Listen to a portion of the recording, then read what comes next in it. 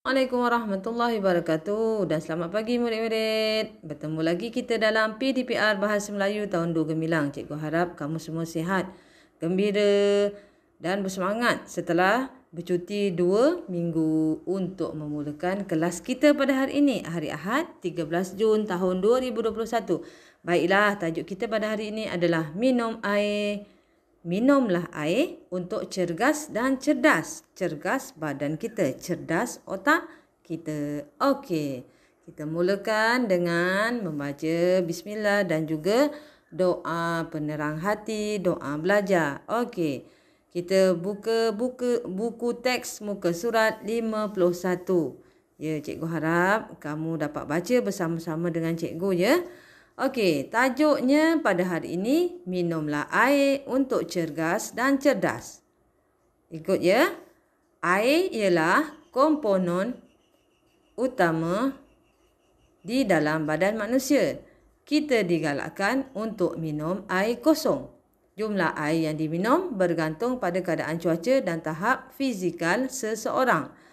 Kanak-kanak dan remaja yang berusia antara 4 hingga 18 tahun digalakkan untuk minum 6 hingga 8 gelas air sehari.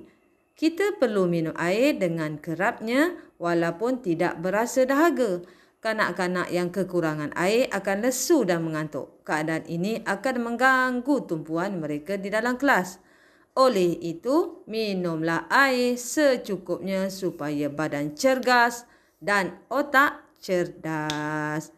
Okey, di sini kita dapat lihat betapa pentingnya air kepada badan manusia kerana air merupakan komponen ataupun bahagian yang utama di dalam badan kita.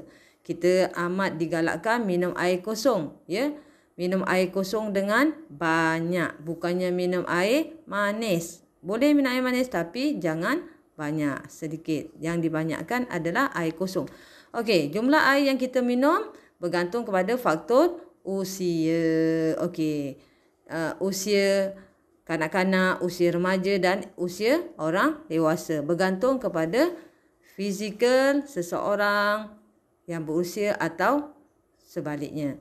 Okey, kalau kanak-kanak pada peringkat umur kamu perlu minum 6 hingga 8 gelas sehari. Dan kamu perlu minum air dengan kerap supaya badan kamu tidak lesu dan juga mengantuk. Jika kamu kurang minum air, maka kamu akan merasa lesu dan mengantuk. Jadi, bila kamu nak belajar, kamu tiada tumpuan. Tak boleh memberi tumpuan di dalam kelas. Jadi, perlu minum air secukupnya. Badan jadi cergas, otak pun cerdas. Okey.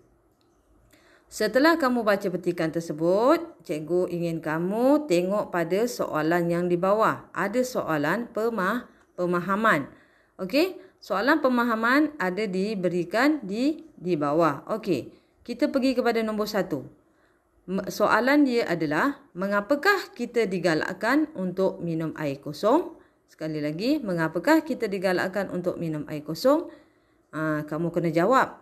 Dan kamu kena jawab soalan tersebut dan tulis jawapan dengan jawapan ayat yang lengkap. Ya, hendaklah tulis jawapan dengan ayat yang lengkap. Okey, di sini cikgu nak tekankan ya, kamu boleh menulis jawapannya dengan menulis kembali ayat yang ada di soalan tersebut. Sebagai contohnya, tengok tulisan merah cikgu. Okey, kita digalakkan untuk minum air kosong kerana kita digalakkan untuk minum air kosong. Sama kan dengan ayat yang di soalan tu, kamu tulis balik di dalam jawapannya. Kita digalakkan untuk minum air kosong kerana air ialah komponen utama di dalam badan manusia. Jawapan ada di atas yang cikgu telah gariskan ya, garisan merah. Dan kamu mesti menulis jawapan dengan jawapan yang lengkap. Kalau tidak, jawapannya tidak lengkap dan tidak betul ya. Okey, kita pergi kepada soalan yang kedua. Soalan kedua, bagaimanakah faktor usia seseorang mempengaruhi jumlah air yang diminum? Bagaimanakah faktor usia seseorang mempengaruhi jumlah air yang diminum? Okey, jawapannya ada di perenggan yang kedua. Okey, tulis semula ayat yang di soalan tersebut. Kita mulakan dengan faktor usia. Faktor usia seseorang mempengaruhi jumlah air yang diminum kerana tahap fizikal seseorang berbeza mengikut usia. Okey. Itu jawapannya. Faktor usia seseorang mempengaruhi jumlah air yang diminum kerana tahap fizikal seseorang berbeza mengikut usia. Okey. Jadi cikgu harap untuk soalan yang ketiga dan keempat, kamu pun jawab dengan jawapan ayat yang lengkap. Ya? Okey, baik. Selesai buku teks, kita pergi kepada buku aktiviti muka surat 60. Kamu baca dengan teliti, fahamkan. Kemudian muka surat 61, kamu jawab soalan pemahaman juga. Ya, okey. Sebagai contoh, soalan 1, di manakah Cikgu Hanita berbual-bual dengan Kaiseng? Kalau kamu baca, kamu akan faham. Kamu akan tahu di mana mereka berbual. Okey. Jawapannya, Cikgu Hanita berbual-bual dengan Kaiseng di dalam kelas. Okey.